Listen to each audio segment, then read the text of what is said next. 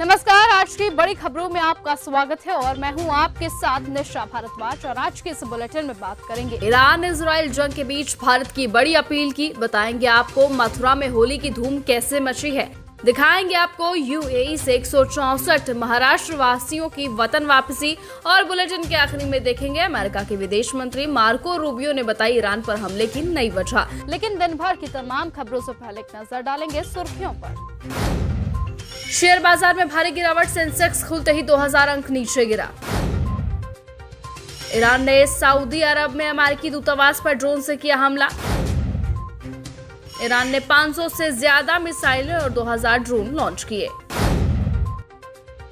Iran Israel जंग के बीच भारत की बड़ी अपील। ईरान पर अमेरिका और इजराइल की संयुक्त कार्रवाई की वजह से मिडिल ईस्ट के देशों में अशांति बढ़ गई है, तो इधर पूरे मामले पर विदेश मंत्रालय ने एक बयान भी जारी किया है। इसमें उन्होंने कहा है कि भारत ने 28 फरवरी को ईरान और खाड़ी इलाकों में हुए संघर्ष पर गहरी चिंता व्यक्त की है। भारत की तरफ से कहा गया है कि उस समय भी भारत ने सभी पक्षों पर संयम बरतने, तनाव से बचने और साथ ही साथ आम लोगों की सुरक्षा का ध्यान रखने की अपील की थी। दुर्भाग्य से रमजान के पवित्र महीने में इस इलाके में स्थिति काफी ज्यादा गंभीर और लगातार खराब हो गई है। मिडिल ईस्ट युद्ध के बीच आदित्य ठाकरे बोले, ऐसे वक्त में मनमोहन सिंह की याद आती है। ईरान और इजराइल की जंग लगातार जारी है। मिडिल ईस्ट में स्थिति बेहद गंभीर हो गई है। हालात ऐसे बन गए हैं कि कई देशों में दूतावास, सैन्य ठिकाने निशाने पर आ गए हैं। मिसाइल और ड्रोन से लगातार हमले किए जा रहे हैं, तो वहीं इस युद्ध का असर ग्लोबल इकोनॉमी पर पड़ता हुआ नजर आता है। इसी बीच उद्धव गुट के नेता आदित्य ठाकरे ने मोदी सरकार से बड़ी अपील की है कि भारत की ऊर्जा, खाद्य सुरक्षा और अर्थव्यवस्था पर संभावित असर को देखते हुए इस पर विचार विमर्श करने के लिए सभी दलों के साथ बैठकें हों। उन्होंने पूर्व प्रधानमंत्री मनमोहन सिंह का भी जिक्र किया है। साथ ही साथ कहा है कि इस वक्त में उनकी बेहद याद आती है। आप सांसद अशोक मित्तल बोले, इस बार शहीदों के नाम मनाए होली। आपके राज्यसभा सांसद डॉक्टर अशोक मित्तल ने होली पर शहीदों को श्रद्धांजलि देने का आह्वान किया है। उन्होंने देशवासियों से एक मुट्ठी गुलाल आसमान में उछालकर शहीदों के बलिदान को याद करने की अपील की है। त्योहारों की खुशियों में ना भूलें बलिदान। आप सांसद अशोक मित्तल बोले कि इस बार शहीदों के नाम होली मनाएं। मथुरा में होली की धूम। देश भर में रंगों के त्योहार होली महोत्सव को लेकर खुशी और उमंग का माहौल है। होली का कुछ ऐसा नजारा उत्तर प्रदेश में देखने को मिल रहा है। उत्तर प्रदेश के मथुरा जिले में अनूठी होली एवं राधा और कृष्णा के अलौकिक प्रेम के लिए विख्यात ब्रज मंडल में अभी तक 44 लाख से ज्यादा श्रद्धालु यहां आ चुके हैं। अमेरिका इजराइल की कार्यवाही गलत। जम्मू कश्मीर के मुख्यमंत्री उमर अब्दुल्ला ने अमेरिका और इजराइल द्वारा ईरान पर की गई सैन्य कार्यवाही को गलत ठहराया है। उन्होंने कहा कि किसी भी देश के शीर्ष नेता की हत्या करना उचित नहीं है। उमर अब्दुल्ला ने सवाल उठाया कि अगर अमेरिका और इजराइल की ये कार्यवाही सही मानी जाती है तो फिर रूस द्वारा यूक्रेन के खिलाफ की गई कार्यवाही को भी सही ठहराया जाए, और अगर भविष्य में भारत भी इसी तरह का कदम उठाए तो क्या उसे भी जायज कहा जाएगा।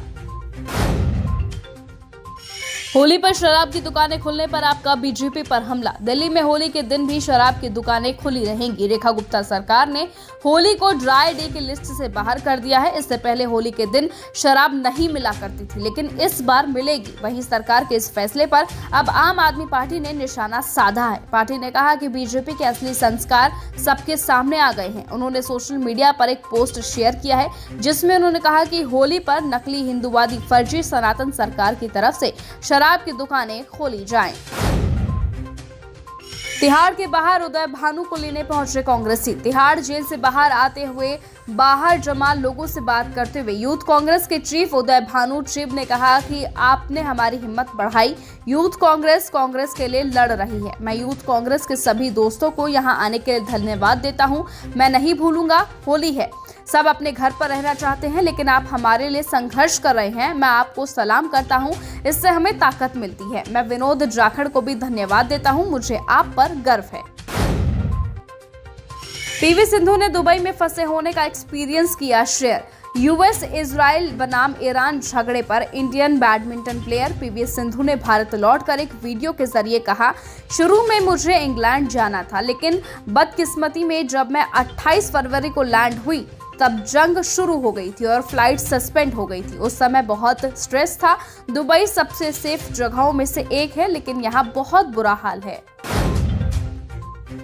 यूएई से 164 महाराष्ट्र वासियों की वतन वापसी। मिडिल ईस्ट में जारी जंग के बीच संयुक्त अरब अमीरात में फंसे महाराष्ट्र के नागरिकों को लाने के लिए संचालित 2 विशेष उड़ानों में से पहली उड़ान 3 मार्च को देर रात लगभग 70 यात्रियों को लेकर मुंबई पहुंची। ये उड़ान छत्रपति शिवाजी महाराज अंतर्राष्ट्रीय हवाई अड्डे पर रात 9:45 पर उतरी। इन उड़ानों की व्यवस्था खुद महाराष्ट्र के उप मुख्यमंत्री एकनाथ शिंदे ने की है।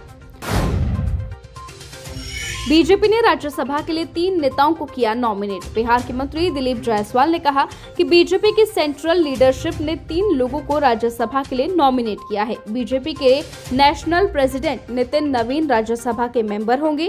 साथ ही उपेंद्र कुशवाहा और शिवेश राम भी होंगे। उपेंद्र कुशवाहा हमारे अलायंस के लीडर हैं और शिवेश राम ने सासाराम से चुनाव लड़ा था और उन्हें एक बड़ा दलित लीडर माना जाता है। ऐसे में उन्हें भी राज्यसभा के लिए नॉमिनेट किया गया है। ईरान के मशहद में सुपुर्दे खाक होंगे supreme leader Ayatollah Ali Khamenei. ईरानी अधिकारियों ने बताया कि अयातुल्लाह अली खामेनेई को मशहद में दफनाया जाएगा। अंतिम संस्कार की तारीख अभी तय नहीं हुई है। ऑर्गेनाइजिंग टीम अभी राजधानी तेहरान में अली खामेनेई को लेकर एक बड़ी पब्लिक विदाई की प्लानिंग कर रही है। सऊदी अरब में अमेरिकी दूतावास पर ड्रोन से हमला। ईरान, अमेरिका और इजराइल के बीच बढ़ती सैन्य कार्यवाही के चलते पूरे मिडिल ईस्ट में हालात तनावपूर्ण बने हुए हैं। लगातार हो रहे हमलों और जवाबी कार्यवाही से क्षेत्र में बड़ी संघर्ष की आशंका बढ़ गई है। इसी बीच सऊदी अरब की राजधानी रियाद स्थित अमेरिकी दूतावास पर ईरान द्वारा ड्रोन से हमला किए जाने की खबरें लगातार सामने आ रही हैं। अमेरिका के विदेश मंत्री मार्को रूबियो ने बताई ईरान पर हमले की नई वजह।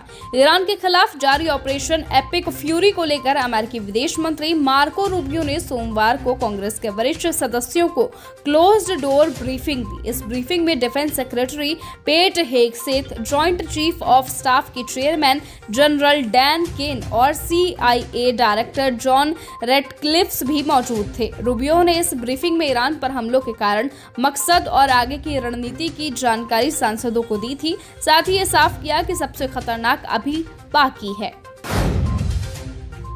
जंग के बीच फिर बोले ट्रंप। अमेरिका, इजराइल और ईरान के बीच बढ़ते तनाव के बीच अमेरिकी राष्ट्रपति डोनाल्ड ट्रंप का बयान सामने आया है।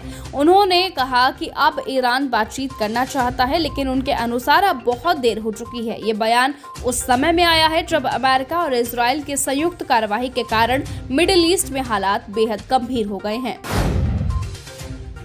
दुबई और दोहा में जोरदार धमाके सुने गए। मध्य पूर्व के हालात लगातार बिगड़ते जा रहे हैं। अमेरिका इजराइल के हमले जहां मंगलवार को भी ईरान पर जारी हैं, वहीं ईरान ने भी इजराइल समेत मध्य पूर्व के हालात लगातार बिगड़ते जा रहे हैं। अमेरिका इजराइल के हमले जहां लगातार जारी हैं, तो वहीं ईरान ने भी इजराइल समेत मध्य पूर्व के कई देशों पर आज भी हमले किए हैं। दुबई, अबू धाबी और कतर में मंगलवार को भी धमाके सुनाई दिए गए। चेतावनियों के बाद ईरान ने इजराइल के साथ UAE पर मंगलवार को हमले किए हैं। तो फिलहाल आज के इस बुलेटिन में सिर्फ इतना ही। देश और दुनिया की तमाम खबरों के साथ ऐसे ही जुड़े रहने के लिए आप बने रहिए और हमारे साथ देखते रहिए न्यूज़ गंगा। नमस्कार।